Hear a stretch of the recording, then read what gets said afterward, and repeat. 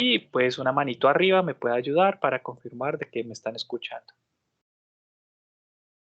Perfecto, Angelo, Jenny, mil gracias.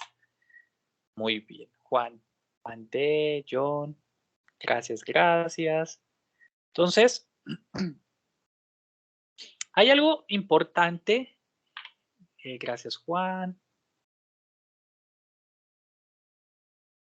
Hay algo importante que nosotros manejamos en la administración de los recursos y de los grupos de recursos, y esto es buscar una forma que nos permita minimizar el impacto generado en el momento en que se hace una modificación o un borrado accidental. Para esto, Microsoft habilitó este candado o este bloqueo que nos permite minimizar esas eliminaciones o modificaciones accidentales, ¿cierto? Entonces, no es nada más que la forma de minimizar, a pesar de que tú tengas permisos, es una forma de bloquear tu entorno, evitando así que se hagan cambios no autorizados, ¿cierto? O borrados accidentales. Entonces, al asociar este bloqueo a la suscripción, si tú estás en el nivel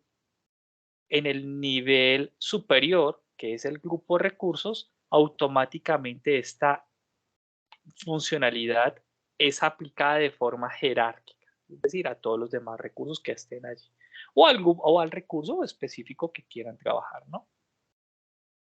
Entonces, como lo dije, esta funcionalidad está habilitada de forma jerárquica o de manera heredada por los recursos secundarios al cual pertenezca. Por supuesto, si estamos hablando de un grupo de recursos, ¿no? Las dos opciones, primera, ingenieros, read only. El read only, lo que estamos buscando allí es evitar de que hagan modificaciones, entonces los usuarios que ingresen a ese grupo de recursos o al recurso solamente van a poder visualizar, no van a poder realizar cambios en dicho recurso o grupo de recursos. El segundo opción del bloqueo o candado es evitar la eliminación, prevenir, eliminar dicho recurso o grupo de recursos. Por eso tenemos aquí los dos tipos de bloqueo que nosotros podemos definir en el grupo de recursos o en el recurso. Por otra parte, nosotros podemos reorganizar los recursos. En algún momento dado se nos puede llegar a presentar el requerimiento de que un recurso que está alojado en un grupo de recursos se necesita mover a otro proyecto o a otro grupo de recursos. Es completamente viable, ¿no? Entonces, en este escenario podemos mover recursos tanto el grupo de origen como el grupo de destino. Y hay algo que debemos tener en cuenta. Durante el movimiento se aplica un bloqueo, como lo vimos hace un momento. Así no lo tengan configurado. Este bloqueo no es nada más que la opción de evitar que se produzcan cambios durante el movimiento y que genere o que ocasione como resultado un daño inesperado. Entonces, fíjense, primero miremos este escenario. Aquí en el número 1 tenemos una subscription one y tenemos un resource group, ¿cierto? Dentro del resource group tenemos una máquina virtual, ¿cierto? Y puede llegarse a presentar el escenario de que necesitamos mover esta maquinita virtual del resource group 1 al resource group 2. Entonces, completamente válido. Nótese, podemos mover el recurso, que es la máquina virtual del grupo de recursos 1 al grupo de recursos 2, dentro de la misma suscripción. Esto es un escenario muy particular que se puede llegar a encontrar.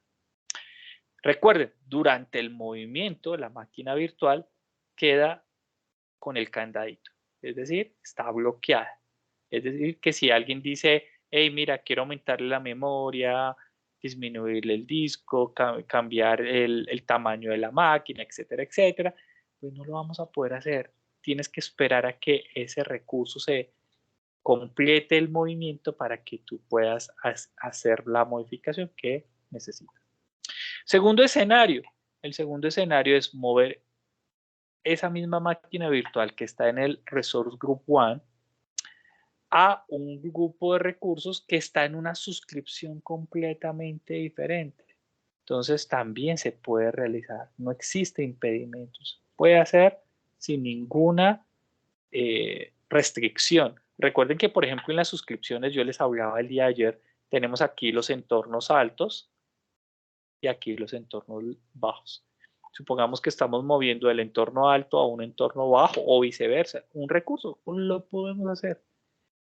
Durante el movimiento también aplica la opción del candado, es decir, que no vamos a poder hacer cambios de configuración de esta máquina virtual o del recurso hasta que no finalice el movimiento. Por otra parte, puede llegar a presentarse la necesidad, como lo vamos a hacer en nuestros laboratorios, de eliminar, remover recursos o grupos de recursos. Puede existir esos dos requerimientos. Mire, acá tenemos un resource group, voy a llamarlo resource group 01, ¿cierto? El resource group 01, donde tengo sitios web, bases de datos, máquinas virtuales y storage en un único grupo de recursos. Y en algún momento dado decimos o establecemos que no necesitamos un recurso, ya no va más este storage. Entonces los podemos eliminar ingresando al storage y decimos, mire, queremos eliminarlo. Él nos va a pedir confirmación, ¿cierto? También lo podemos hacer a través de líneas de comando de shell o de batch.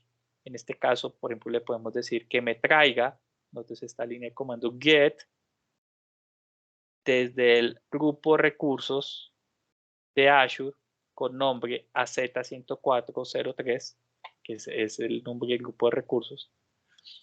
Y acá tengo un pipeline. Y le digo remove completamente el grupo de recursos de forma forzada, como una tarea, como as a job, ¿cierto? Como un trabajo. Lo puedo hacer. Algo importante, imagínate, des en cuenta en este escenario. Dale, eraser. Vamos a eliminar este nombre acá y le vamos a poner el que tiene allí en la línea de comandos. Este se llama AZ104. Esto es lo mismo que vamos a hacer en el laboratorio. Por eso lo ponemos acá. AZ104-03. Entonces, si eliminamos completamente este grupo de recursos, ¿qué pasará con los recursos que hay adentro? Pues también se eliminan. Ese es el escenario más grave, ¿no? En el caso de que nosotros eliminemos un grupo de recursos, corremos el riesgo de eliminar todos los elementos o recursos que pertenecen a dicho grupo de recursos. Entonces, esto es algo que deben hacer con mucho cuidado, ¿no? Entonces, por eso, usualmente nosotros los protegemos con el candadito en la mayoría de los escenarios para evitar un borrado accidental. Imagínate, ¿no? Alguien por accidente eliminó el grupo de recursos. ¿Qué? Claro, el grupo de recursos tenía una serie de recursos y que, pues, indudablemente va a generar una afectación ahí bastante seria. Otra de las consideraciones que tenemos que tener en cuenta, ingenieros, es el límite de los recursos dependiendo de la región. Obviamente, nosotros cuando tenemos un proyecto tecnológico y a nivel de arquitectura dimensionamos algunas capacidades de acuerdo a la necesidad, pues nosotros podemos decirle a Microsoft, mira, es que yo necesito tanto CPUs, tantas memorias RAM en una región o ubicación de un centro de cómputo. Pero por defecto, Microsoft siempre te va a entregar un límite de recursos y es apenas entendible, también por modelos de gestión. Entonces, cuando nosotros, dependiendo de la región donde nosotros nos encontremos o vayamos a aprovisionar recursos, siempre Microsoft nos va a limitar a una capacidad específica. Mire, por ejemplo, acá tenemos total de vCPUs regional para East Use. estamos usando el 25 de 100. Lo mismo, total de CPUs para el West de Europa, 21 de 100. Entonces, nótese que el límite es 100. En algún momento nosotros podemos llegar a ese 100% de la capacidad y necesitar más capacidad, más vCPUs, ¿cierto? Porque vamos a desplegar, no sé, un número determinado de máquinas virtuales. Entonces, para esto, nosotros necesitaremos realizar un escalamiento para solicitar el incremento del límite por defecto. ¿Listo? Entonces uno lee, esto es algo tan rápido y sencillo que Microsoft lo tiene automatizado, que uno sencillamente genera un caso de escalamiento. Recuerden algo importante, y esto sí esto es importante que ustedes lo tengan en consideración. Si ustedes tienen un contrato a través de un Cloud Service Provider, un CSP, acá en Colombia, de todas estas empresas que son partners de Microsoft y son CSP, su primer nivel de escalamiento será a través de su Cloud Service Provider. Si ustedes tienen compra directa a través de un canal de un mayorista o por tarjeta de crédito, pues el escalamiento se hace directamente con Microsoft. ¿Listo? Entonces, bueno, una vez hagan el escalamiento, Microsoft, ustedes tendrán allí una serie de filtros que le van a preguntar, bueno, ¿qué necesitas? ¿Cómo te podemos ayudar? ¿Está relacionado con máquinas virtuales? ¿Está relacionado con una solución de storage? Etcétera, etcétera. Y después de pasar una serie de filtros, llegan a la opción de el aumentar la capacidad de límite que te entrega Microsoft por defecto en el momento de hacer alguna implementación en alguna de sus regiones o centros de cómputo. La lección 3, ingenieros, está enfocada a la parte de la configuración de los... Sí, señor. ¿Pedir el aumento de esa capacidad tiene algún costo? No, no tiene costo porque para Microsoft es una venta adicional. Entonces, para Microsoft, sencillamente un cliente que está solicitando adquirir mayor capacidad de cómputo y por ende, pues es una venta adicional para Microsoft. Pero tiene sentido desde el punto de vista de que imagínate que no hubiera límite y alguien por error manda a desplegar 10.000 máquinas virtuales. Y si no tienes un límite, pues posiblemente te las van a facturar, pero puede que generes una afectación de capacidad de recursos para los demás clientes. Entonces, es una forma de controlar qué tanta capacidad le estás entregando o le estamos entregando a los clientes del lado de Microsoft. ¿Contesté tu pregunta? Sí, gracias. Perfecto. Yo usualmente dejo una ventanita de preguntas y respuestas al finalizar la sesión, pero es completamente válido. Cuando quieran también, con mucho gusto se les responde. Lección 3, la parte de configuración de los recursos con plantillas ARM. Aquí ya, pues posiblemente pasamos de ese escenario tradicional, manual, en donde entramos al portal de Azure.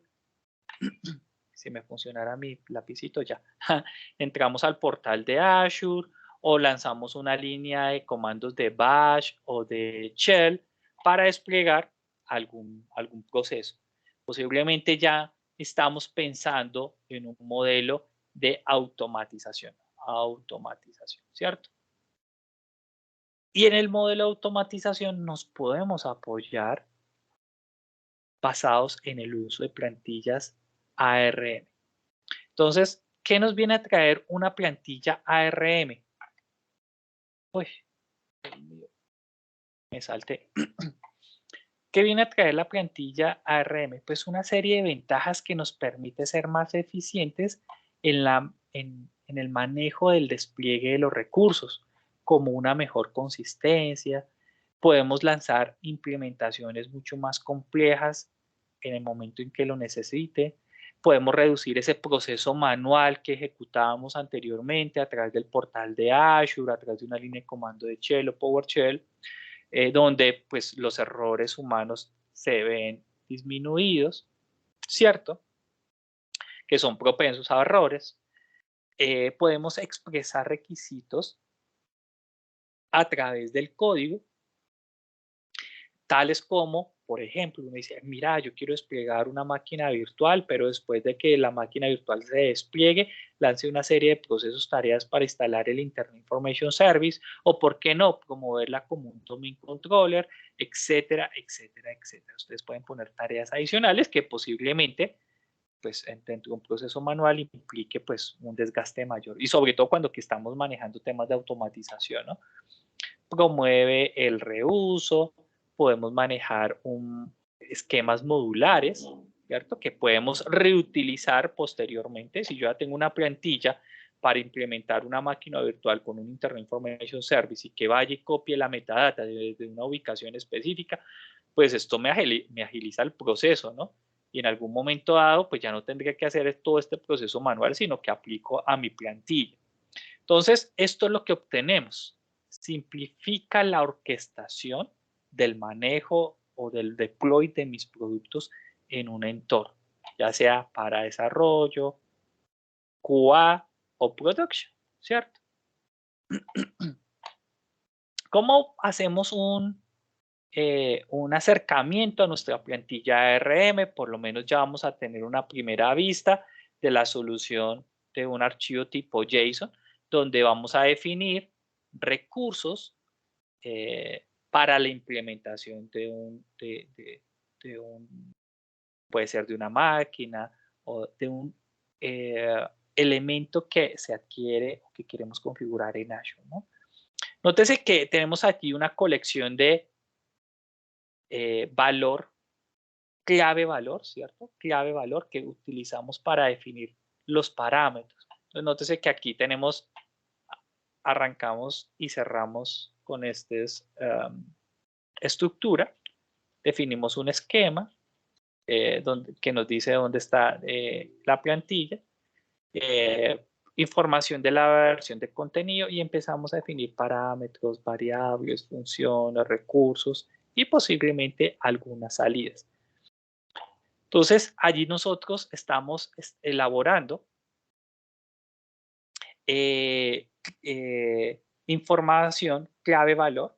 Cada llave o cada clave es en formato tipo string, ¿cierto? Y cada valor puede ser un string, número, una expresión booleana o una lista de posibles valores. O, ¿por qué no? También puede ser un objeto. Entonces aquí ya nos empezamos a acercar a ese modelo. Por eso es que es tan importante hoy por hoy, por ejemplo, los ingenieros DevOps que venían del mundo de infraestructura, pues se tienen que acercar de la mano a los ambientes de desarrollo y trabajar de la mano con nuestros compañeros developers. Entonces, claro, entender el concepto de string, número, expresión booleana, lista de valores o tipos de objetos. Vamos a darnos cuenta ahorita en nuestro laboratorio el despliegue de una maquinita virtual con una plantilla JSON ARM. Exploremos los parámetros de la plantilla ARM. Entonces, por ejemplo, nosotros, permítanme les comparto que no se nos pase la documentación. Harta documentación, ¿cierto? Entonces, acá nosotros podemos especificar qué valores se pueden configurar cuando se ejecuta la plantilla tipo JSON, ¿cierto? En este ejemplo, pues tenemos dos parámetros. Uno, para el nombre del usuario, que le vamos a asignar a la máquina virtual con el que nos vamos a autenticar, ¿no? Y otro, pues va a ser la contraseña que se va a introducir para la configuración de la máquina virtual. Recuerden que cuando uno configura la máquina virtual, si lo estamos haciendo en el entorno gráfico, nos dice nombre de la máquina virtual, cuál va a ser el tamaño, cuál va a ser el nombre del usuario del administrador, la clave, etcétera. Son parámetros que uno pues va seteando manualmente, pero acá queremos es automatizar, que sea algo que nos permita que sea un proceso mucho más eficiente, reducir los errores humanos y, ¿por qué no?, reutilizar esa plantilla para trabajarla posteriormente, ¿no?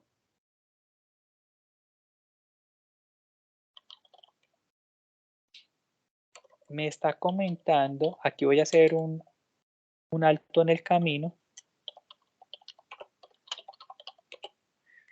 Me está comentando Danilo en este momento. Ahí vamos a hacer una pequeño paréntesis. A Ángelo, Maritza, Jenny, Juan David. Me confirman si ya recibieron el correo para el acceso a los entornos de... Sí, señor. Sí, Sí, señor. sí, ya lo recibí. Listo. Entonces, así como ustedes ya lo recibieron, las personas que hacen falta los van a seguir también recibiendo. Entonces, démosle tiempo allí a Danilo que termine. Yo ahorita ya les explico en qué consiste este otro portal y cuál es la razón de ser de este portal. ¿Listo? Entonces, es un modo diferente de trabajar.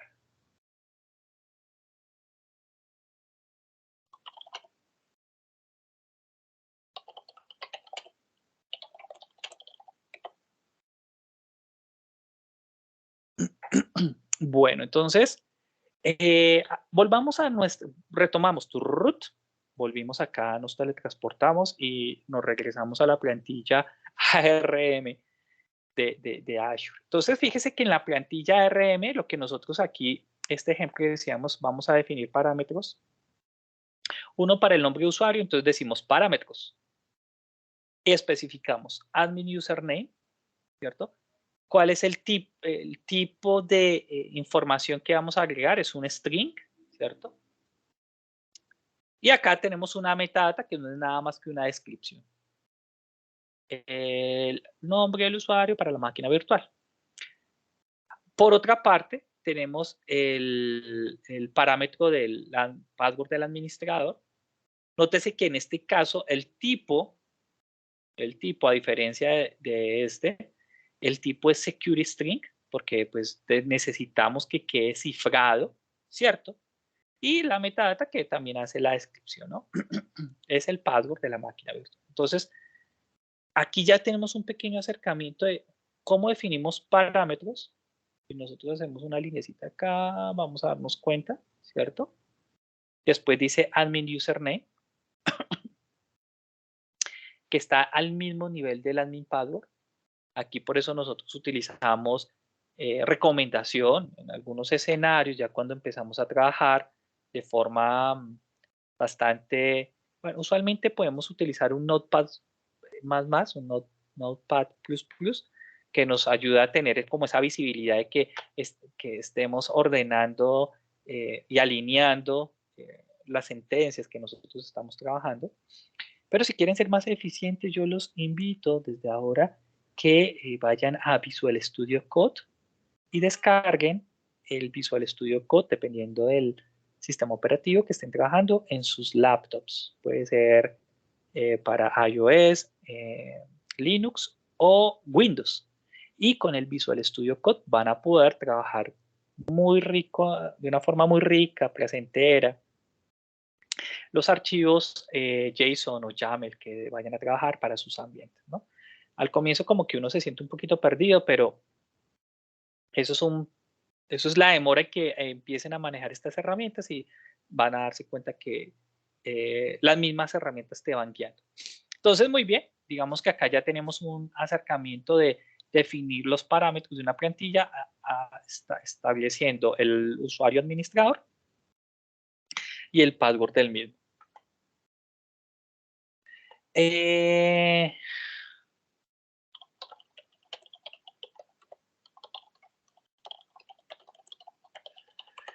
Tenemos acá revisión de un Quick Start Template. ¿Sabían ustedes que Microsoft tiene en sus repositorios,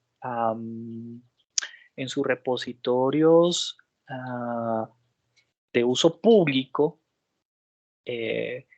información que puedan ustedes utilizar así como existía la página de Scripting Guide que utilizamos en su momento para obtener scripts particulares para desplegar, configurar Active Directory, Windows Server, Exchange, etcétera, etcétera, pues Microsoft desarrolló estos repositorios donde para el momento, ya ahorita van en el orden de los miles, en este momento cuando desarrollaron esta presentación teníamos 757 Quick Start Templates dentro de la galería para hacer uso.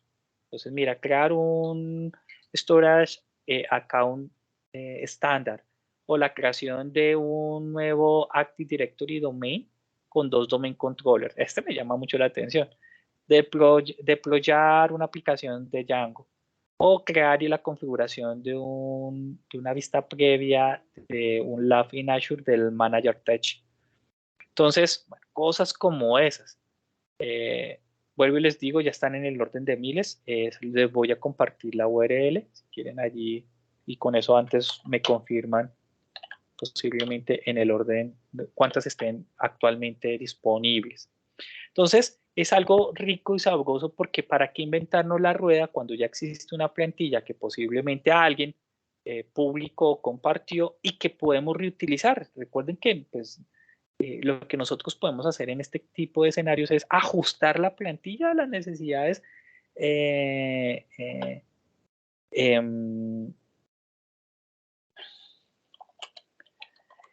a las necesidades de nuestros proyectos tecnológicos. Listo, muy bien. Ah, excelente. Voilà, voilà. Llegamos al momento tan esperado, la lección 4, módulo 3. Lección 4, laboratorio del módulo 3. En este caso, si les tengo las diagramas de arquitectura. Mire, nosotros vamos a hacer uso de la administración de recursos en Azure a través del portal de Azure. El escenario necesitamos explorar esas capacidades básicas de administración de Azure asociadas con el aprovisionamiento de recursos, ¿cierto? En función de grupos de recursos. Entonces, estas partes importantes, basados en grupos de recursos. Todo acá, no, es que uno no puede decir, yo voy a implementar algo omitiendo el grupo de recursos. Esto es algo mandatorio. Sí o sí, necesitamos configurar grupos de recursos. Entre esto, lo que nosotros vimos allí en el PPT, como nos comentaba nuestra compañera Maritza ayer, vamos a hacer lo que estamos viendo en las presentaciones. Sí, en este caso, por ejemplo, mire, vamos a hacer el movimiento de los recursos entre diferentes grupos de recursos. Entonces, es lo que vimos allí en la presentación. También nosotros esperamos explorar opciones para proteger. ¿Qué vamos a proteger? Pues el borrado accidental de algún recurso o algún grupo de recursos. Para esto nosotros lo que vamos a habilitar es el candadito, allá como lo mostramos en la presentación, buscando la forma de qué pasa si yo lo habilito en un grupo de recursos, qué pasa si lo habilito en un recurso, qué pasa si le doy la opción de no eliminar o solamente vista. Entonces, tener esas capacidades y entender que en un entorno, ¿qué sucede cuando activamos estas características? Entonces, para este fin, vamos a tener 3 tareas. Tarea número 1, la creación de grupos de recursos y desplegar recursos hacia el grupo de recursos. Entonces, tenemos el grupo de recursos y los recursos que vamos a agregar acá. La tarea 2, mover recursos entre grupos de recursos. Entonces, tenemos las 2 cajitas y vamos a mover de aquí para acá o de aquí para acá. Y la tarea número 3, la implementación y las pruebas del bloqueo. Entonces vamos a aplicar nuestro candadito para evitar de que exista un borrado accidental. Pero esto no termina acá. Tenemos nuestro diagrama arquitectura. Miren las tareas Task 1 con nuestro grupo de recursos. Aquí vamos a crear un disco que va a ser un movimiento a un segundo grupo de recursos que se va a ejecutar en la tarea 2 y en la tarea 3 vamos a estar habilitando el bloqueo, ¿no? Como esto no termina acá, tenemos un segundo laboratorio, es la administración de recursos con plantillas, este está súper guau. Ahora nosotros vamos a explorar la administración básica de Azure asociado con el aprovisionamiento de recursos, haciendo uso de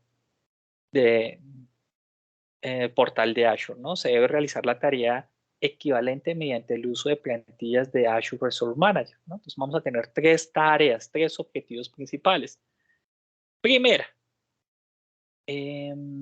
a revisar una plantilla ARM, entonces vamos a entrarla, ver en qué consiste, cómo está editada. Recomendación, vamos a darnos cuenta que en el día de hoy Danilo nos va a suministrar unos accesos a un portal donde podemos hacer los laboratorios. ¿Listo? En ese portal ya vamos a tener un equipo, un laptop, digamos un equipo cliente, un desktop allí, donde podemos tener herramientas como la herramienta del Visual Studio Code. ¿Listo? Porque si ustedes abren una plantilla ARM, un archivo JSON en un TXT, pues nada, van a ver allí una serie de espacios, corchetes y algunas, pero no van a tener como una visión clara y que puedan decir, ah, mira, es que este está alineado de esta forma, etc. Entonces, por eso, pues mi humilde recomendación, en la medida que puedan, ir trabajando con estas herramientas. En caso de que los vea muy complejo, pues utilicen descargues el Notepad++ y con ese pueden trabajar. La tarea 2 es la creación y administración de discos haciendo uso de plantillas ARM, y la tarea 3 es la revisión de una plantilla ARM basada en el despliegue de un disco administrado. Entonces, mire que aquí ya empezamos a trabajar con plantillas ARM. El diagrama de arquitectura, 2 tareas. Tenemos nuestro archivo JSON que nos permite desplegar este disco. La tarea 2, editamos la plantilla que veníamos trabajando en la tarea 1 y deployamos un disco administrado. Nótese que este es 03B y este es 03A, disco 1. Y para finalizar con broche de oro, vamos a hacer un tercer laboratorio que es la administración de los recursos de Azure con PowerShell. Esto es opcional, pero obviamente pues si queremos avanzar de forma efectiva, recuerden que como lo comentamos en algún momento, acá hablar de Azure es muy bonito, yo les puedo decir cosas maravillosas, pero realmente cuando la forma de interiorizar y aprender de forma efectiva es trabajando, implementando, simulando, yendo a los fierros. Entonces, la recomendación, laboratorio. Ya que hemos explorado las capacidades de administración de Azure asociado con el aprovechamiento de recursos en nuestra organización, basados en grupos de recursos, vamos a hacer haciendo uso del portal de Azure y las plantillas de ARM. Queremos esperar tareas equivalentes con el Azure PowerShell, ¿cierto? Que es muy útil, sobre todo cuando necesitamos hacer procesos de automatización o las personas ya estén en las líneas de DevOps.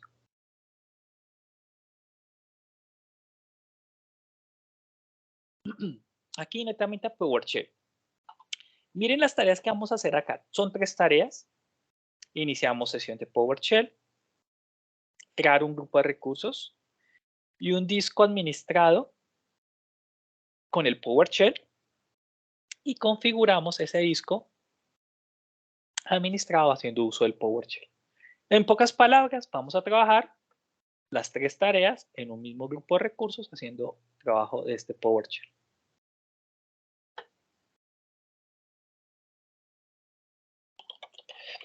Nótese algo interesante. Tenemos un último laboratorio y es el mismo del anterior, pero ¿en dónde cambia? Ya no trabajamos con PowerShell, sino con CLI o Batch. Entonces vamos a hacer uso de Batch.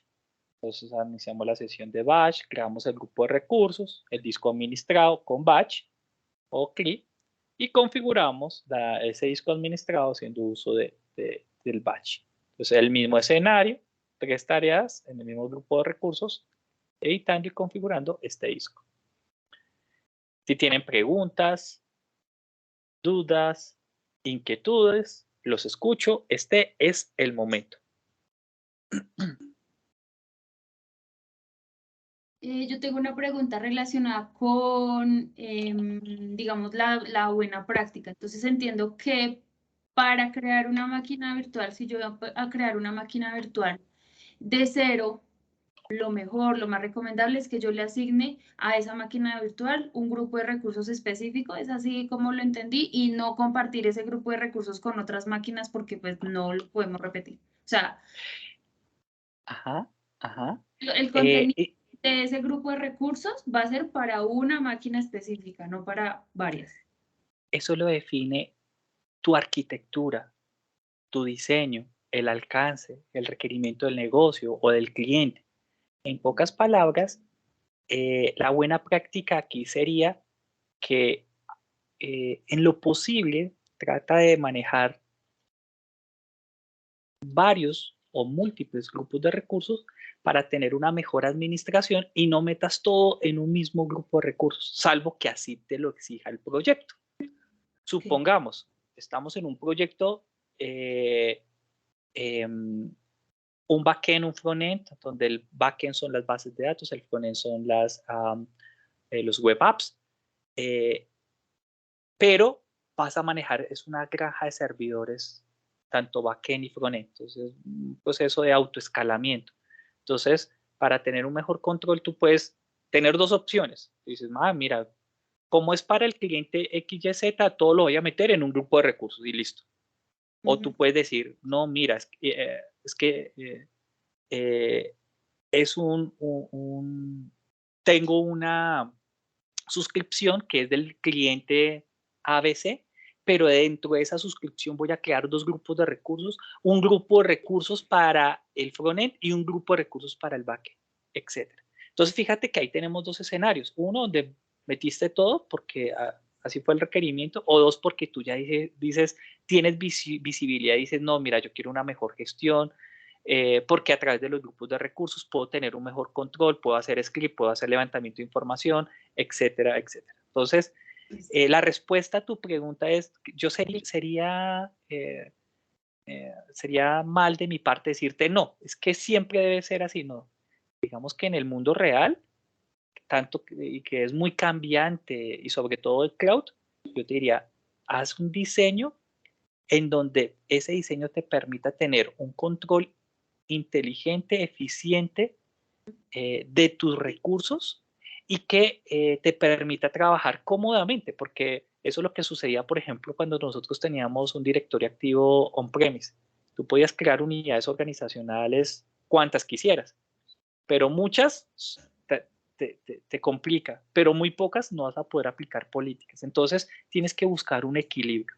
No sé si con lo que te respondí tu pregunta o te terminé de confundir como los políticos. Confunde, Reinaras. No, no, señor, súper claro. Muchas gracias. Listo, perfecto, no a ti, con mucho gusto. Entonces está en For Labs. Si quieren, Bueno, dime, que te escucho. Claro bueno, que sí, pregunta, qué pregunta. pena. Qué pena por si alguien más no iba a preguntar de pronto. No, pues es que yo había avanzado en el segundo laboratorio, pues en el laboratorio del módulo 2, y llegué a una parte donde me imagino que lo que nos enviaron ahorita es donde voy a encontrar ese archivo, que hay un archivo de Exacto. JSON. Entonces, exacto, es el archivo JSON. Pregunta, ¿a ti te llegó el correo que envió Danilo para el acceso del Layer on Demand? Sí, señor. Listo, entonces vamos, para las personas que ya les haya llegado el correo de Layer on Demand, les voy a hacer esta pequeña presentación. Las demás pues pueden seguir como lo vimos en el día de ayer. Entonces permítame, yo abro aquí una ventana de incógnito, voilà, digo compartir con alegría, voilà, y le digo acá, Yo tengo una sí, pregunta, qué pena antes de que inicies. Ahorita que está hablando la compañera que indicó que ya estaba adelantando el laboratorio número 2, es que no recuerdo, o cómo estás haciendo para obtener toda la guía pues de este entrenamiento donde están todos los laboratorios. Ah, sí, pues mira, en el Skill Pipe, entonces tú entras al índice y ayer, pues digamos que por módulos han sido las clases que hemos visto. Entonces, ayer empezamos el laboratorio número 1 del módulo 1. Entonces tú despliegas y al final de las temáticas dice laboratorio 1. Y en el módulo 2 también despliegas ese, finalizas los temas que están ahí y al final dice módulo laboratorio 2. El del día de hoy sería el 3. Perfecto, muchísimas gracias. Listo, sí, señor. Excelente, Jenny. Ya quedaste como la, ¿cómo se llama? La tutora, no. El colaborador del instructor, ay, no recuerdo cómo es ese nombre que se le da. El asistente, no sé Monitor. qué no. El monitor, eso, el monitor. Oficialmente eres la monitora del curso. Mil gracias. Excelente, muchas gracias, El Jenny. ejercicio Mira, toca ser la monitora del curso. eso. Lo que explicaba Jenny, mira. Entonces entramos al módulo. Sí estoy compartiendo, ¿cierto? Sí, señor. Jenny decía, tú entras al Skill Pipe, ingresas al texto guía que lo has redimido previamente. En la parte superior dice Bookshelf. En el Bookshelf seleccionas el libro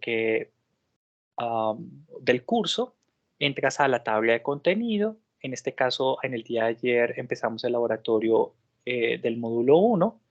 Desplegamos aquí en la parte derechita donde está el signo más o menos y nos vamos a la parte donde aparece el laboratorio. Una vez ingresas al laboratorio vas a tener el diagrama de arquitectura, importante pues reconocer qué nos están pidiendo, cuáles son las actividades, etcétera. Y una vez lo hayas realizado, das link al hipervínculo que aparece allí en el laboratorio. Él te va a lanzar a un repositorio de GitHub. Te va a lanzar a un repositorio de GitHub. Mira, Microsoft Learning GitHub IO, donde vas a tener allí el paso a paso. ¿Listo? Muy bien.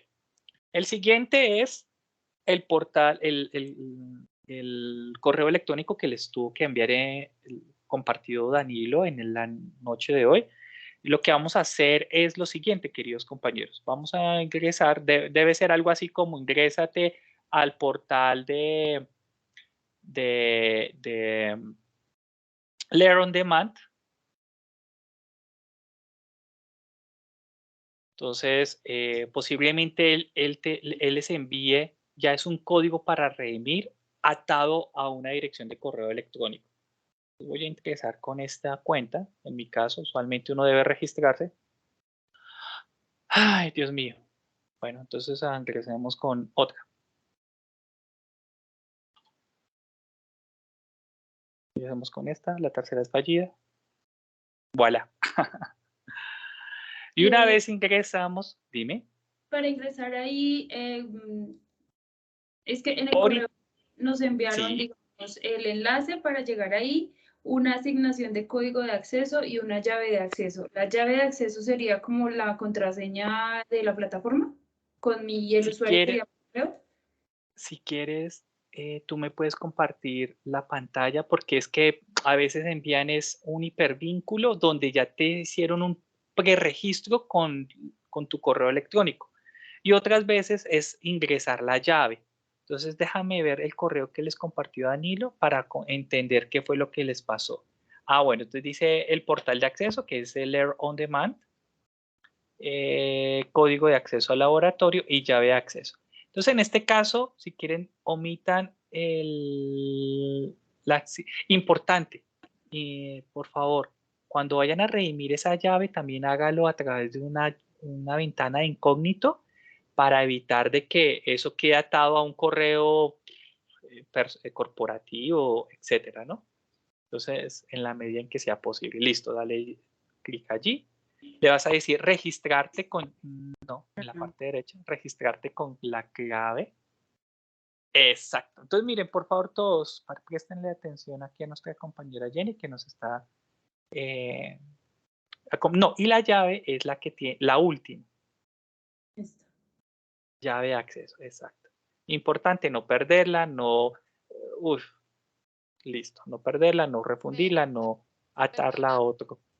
¿Me puedes repetir ese pedacito? Porque es que yo llegué a redimir mi contraseña y le doy la clave de capacitación, pero no me pidió el código anterior. No, el otro lo vamos a omitir, por eso estábamos Okay. haciendo esta presentación con nuestra compañera. Entonces, fíjate que ahí ya como que la llave la tomó. Y de aquí, importante, saber con qué correo electrónico van a atar esa llave. Entonces, aquí nos están pidiendo nombre, apellido, correo electrónico principal, con el correo de su preferencia. Obviamente, si siguen mi recomendación, preferiblemente con un correo personal. Nuevamente les digo, si el día de mañana ustedes dejan de pertenecer a su organización y quieren entrar a ese portal de acceso, pues puede que ya no puedan. Pero eso se los dejo a su libre decisión, ¿no? No es que deba ser así.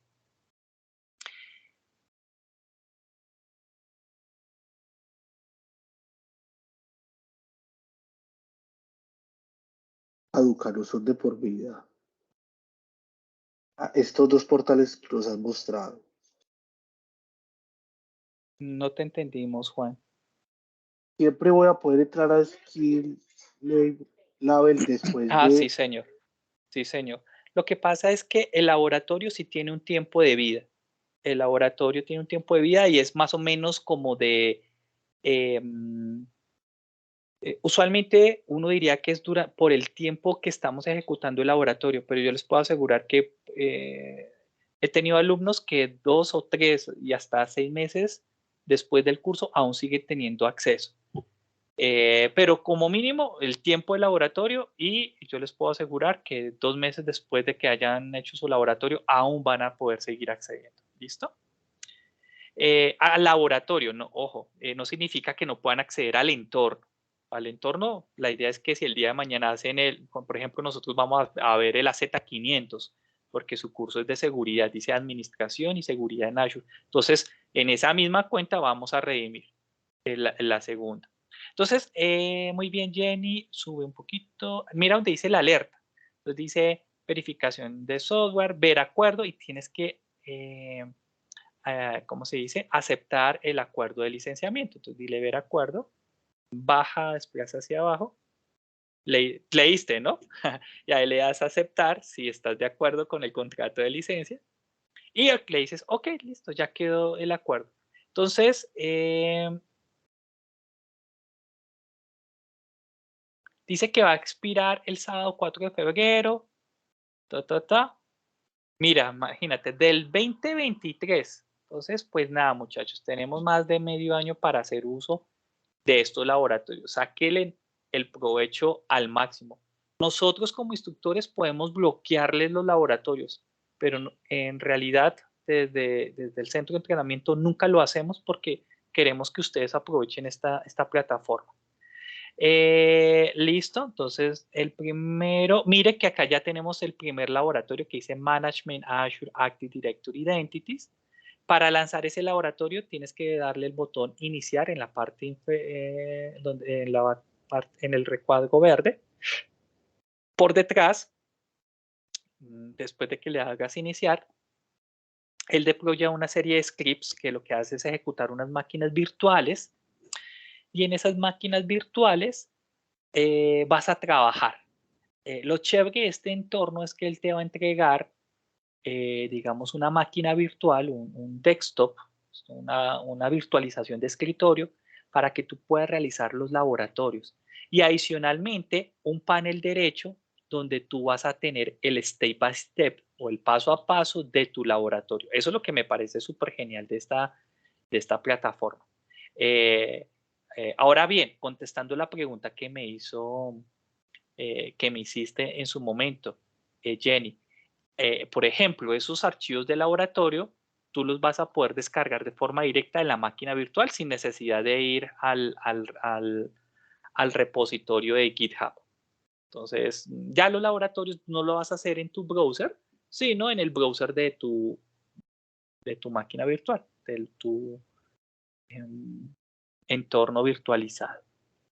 Obviamente ahí recuerden, están desplegando una máquina por detrás, una o a veces varias, dependiendo del escenario en el cual nos encontramos. Para nosotros, para este nivel, siempre va a ser una sola máquina. Voilà, mire, ahí ya entramos. Nótese cómo es de bonito, tiene un panel izquierdo, un panel derecho, ya no tenemos que, así como ayer lo hacíamos con Maritza, de dividir las ventanas, ¿no? Ya esto ya viene Está pensado precisamente para trabajar en estos cursos. Entonces, dale que sí o sí no. Tú le puedes decir sí o no.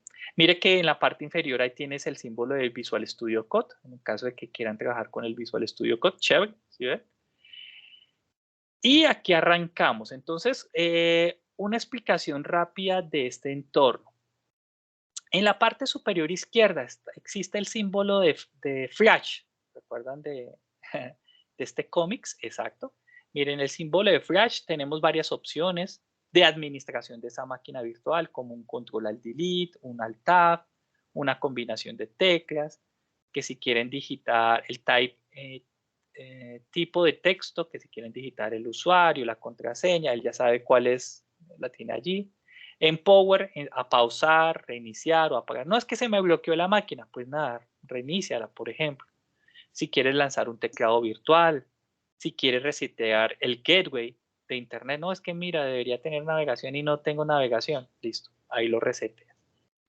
En el siguiente icono, al lado de Flash, es una opción para maximizar la pantalla. Si quieres, dale ahí clic. Entonces, por ejemplo, dile full screen, que es la misma tecla F8 que uno oprime en el browser, en cualquier browser. Listo. Si quieres, le puedes decir full screen nuevamente y él te vuelve y te la deja como tal. Vámonos a la parte derecha. Nótese que en la parte derecha hay 3 líneas en la parte superior. En esas 3 líneas de la parte superior, 3 líneas acostaditas, exacto. Algo interesante, acá sí vamos a poder...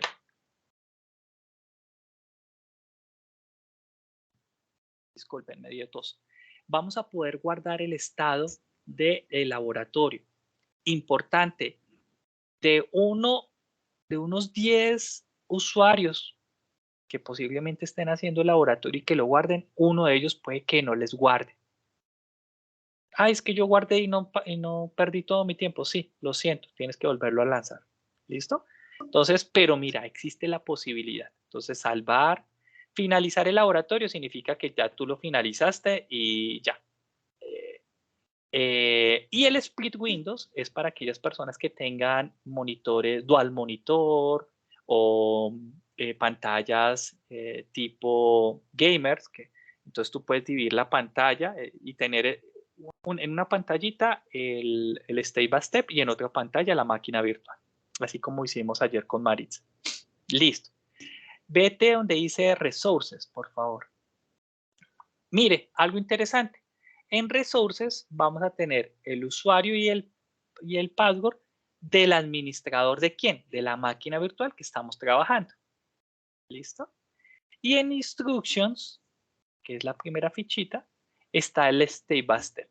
Entonces, por ejemplo, obviamente tú ya hiciste ese laboratorio, pero fíjate que dice configuración del laboratorio o las instrucciones. Y algo importante, si quieres ve desplazando hacia abajo el net scroll, eso mira. Por ejemplo, dices, ya hiciste el punto 1, vas a hacer el punto 2, entonces dale clic en la pestaña del punto 2, en ese recuadro. Mire, porque ya tú, ajá, dile allí a aceptar. Listo. Entonces, mira, ya tú iniciaste con el usuario y el password. Realmente la máquina virtual, pues, entró de forma directa. Mira, ahí después dice Download Files. Pulsa allí donde dice Download Files. Clic. Él va al repositorio de GitHub y te descarga los archivos, por ejemplo, que tú me estabas preguntando hace un momento.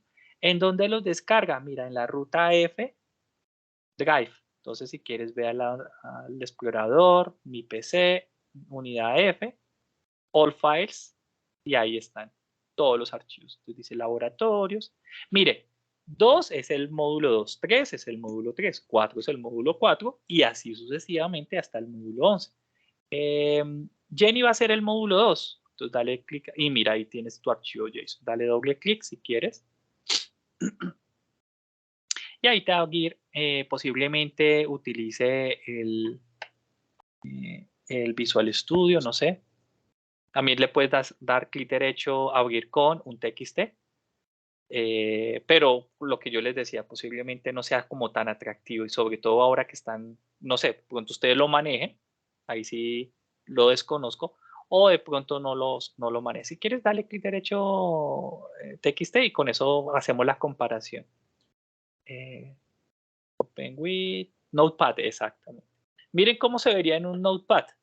Entonces se ve, pues, tenemos, y digamos, desde el punto de vista, si ustedes se ponen a revisar, fíjense que acá lo que estamos haciendo es una customización, definición de un rol customizado, donde tiene un nombre, una descripción y unas acciones. Miren.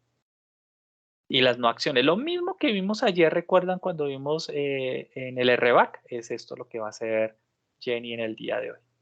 Y pues en el Visual Studio se va a ver mucho más atractivo, con colorcitos, etc. ¿no? Entonces ahí se lo dejo a su libre discreción.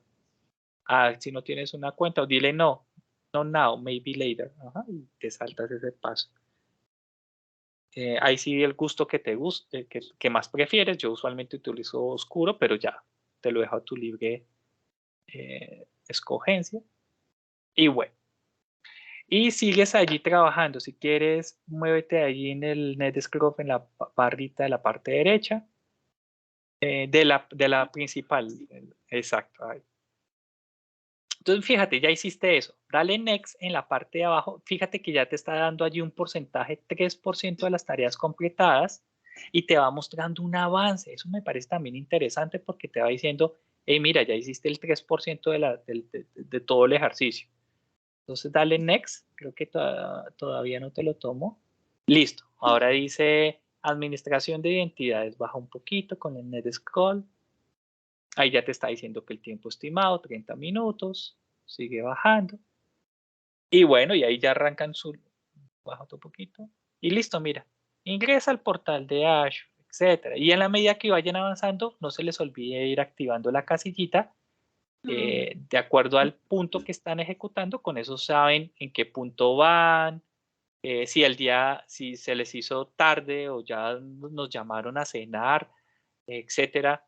Whatever, entonces uno va a la parte superior, guardas y sigues trabajando. Bueno, ¿alguna pregunta, duda, inquietud acerca del Learn on Demand? No, entiendo que ya ahora todo lo vamos a hacer en esta máquina virtual y ya no vamos a utilizar nuestra máquina ni nuestro navegador, todo va a ser por acá, será ya otra vez como seguir los pasos y ver cómo es por este lado. Claro, sí, digamos que mi sugerencia o mi humilde sugerencia es, si quieren trabajar, los que están acostumbrados a hacerlo directamente en su máquina, bien. Esto es una herramienta adicional que les provee el centro de entrenamiento. Esto tiene un costo, más les cuento, que les permite y les ayuda a como tener un entorno mucho más eficiente, más claro. Pero habrán personas que dicen, no me gusta, quiero trabajarlo directamente en mi máquina. También es completamente viable. Entonces, ahí ya se los dejo a su libre decisión. Pero mi recomendación es, en la medida que pueda, utilícelo, porque es una muy buena herramienta, me parece. Ya viene con las herramientas ahí instaladas, no vas a tener problemas, etc. Como este es tu laboratorio 1, pues nada, tú ya hiciste ese. Si quieres, Sí. dale en la parte de arriba 3 lineecitas, finalizar y arrancas el segundo, ¿no? Sino que era para mostrar más o menos en qué consistía. Okay. Y ahí te respondí la pregunta que me hacías de dónde encontraba los archivos. No, debe estar por ahí abierto porque tú cerraste. A ver, tú cerraste. ¿Qué cerraste? Creería que cerraste fue Todo. todo. Ah, bueno. Recuerda que lo tenías en una ventana de incógnito porque esa era la sugerencia que les había hecho. Ah, mira, ahí está. ¿Ves? Ahora vas al segundo, que dice Management, Subscription, RBAC. Creo que esa es la que tú vas a hacer. Sí, señor. Bueno, compañeros. Listo. Ya es time for nuestro siguiente coffee break. Yo voy a parar aquí la grabación porque pues esto nos permitía entender cómo trabajamos con el Learn on Demand. Si quieren las personas que no han recibido ese correo, regálenme ahí su nombre o su correo electrónico y con eso yo les voy compartiendo a Danilo a quienes hacen falta todavía por ese